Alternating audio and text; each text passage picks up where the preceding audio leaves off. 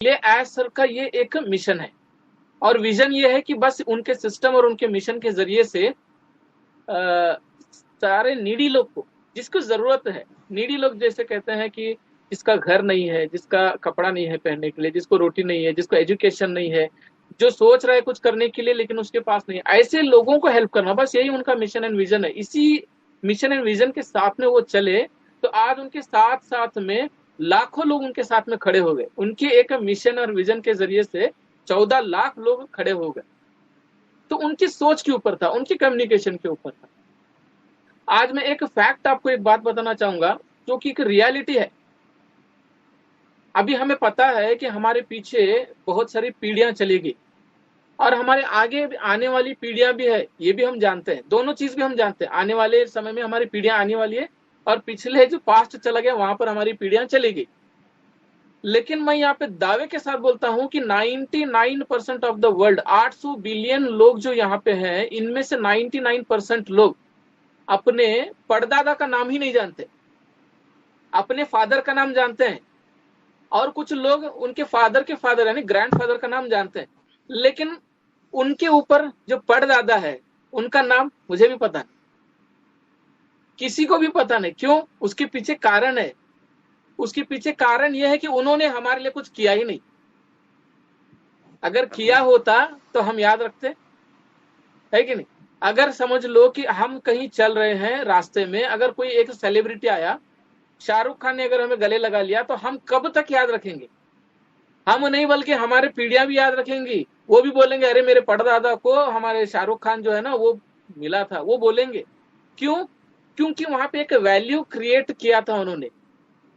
अब हमारे ग्रैंडफादर के फादर है, जो ग्रैंडफादर बोलते हैं, उन्होंने कोई वैल्यू ही क्रिएट नहीं किया, आज उनको जानता ही नहीं है। लेकिन आने वाले समय में हमें, आने वाली हमारे जो 14-15 पीढ़ियां, जितने भी पीढ़ियां आएंगे ना, सब जानने वाले बनेंगे। क्यों? क्योंकि जो हमने जो डिसीजन लिया है फाउंडरशिप ऑफ ऑन पैसिव में लेकर, जो आज हमने डिसीजन लिया, जो 2-3 साल पहले लिया है, ये आज हमारे लिए बस छोटा लग रहा है क्योंकि शुरुआत है।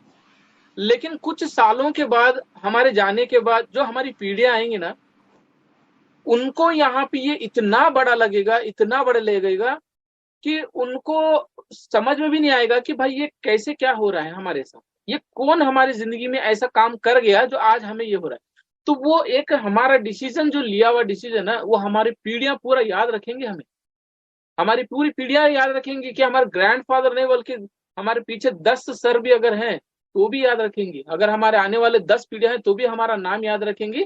सिर्फ ये हम ऑन पैसिव के अंदर में डिसीजन लेकर हमने यहाँ पे हमारा एक फ्यूचर बनाया। अब देखिए यहाँ पे एस सर जो है ना एक मिशन पर है, ये उनका कोई प्रोजेक्ट नहीं है।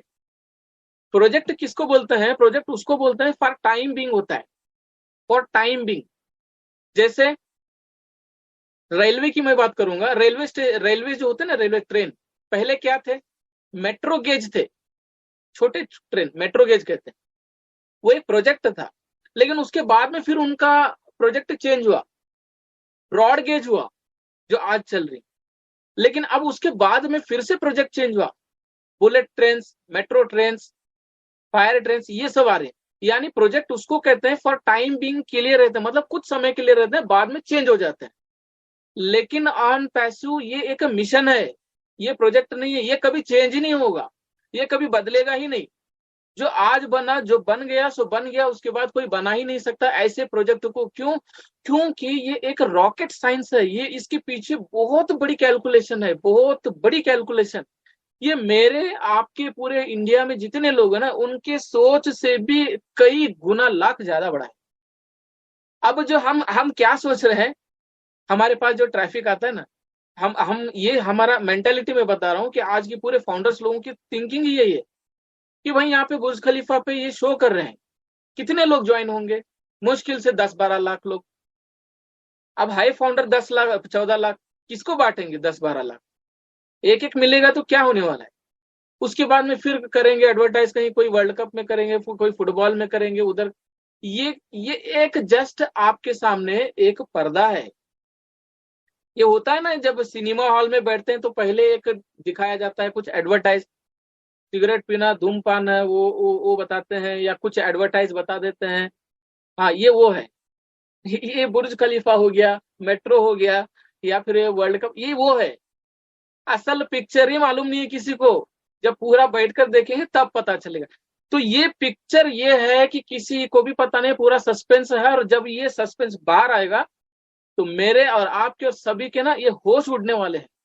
ये बहुत बड़ा रॉकेट साइंस है, ये बहुत बड़ी रॉकेट साइंस है, इसको इमेजिनेशन ही नहीं कर सकते हैं। इसीलिए एज सर कहते हैं बार बार कि आप अपने ड्रीम को 10 गुना बड़ा कर लो। उनको पता है कि हमारे ड्रीम्स क्या है। सबसे बड़ा ड्रीम क्या होगा?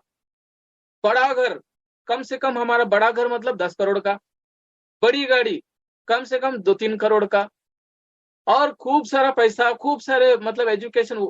मतलब उनको पता है कि एक नॉर्मल पर्सन को भी अगर उसकी ड्रीम एक्सप्लेन करने के लिए बोलेंगे तो कम से कम 25-50 करोड़ का तो वो बता ही देगा।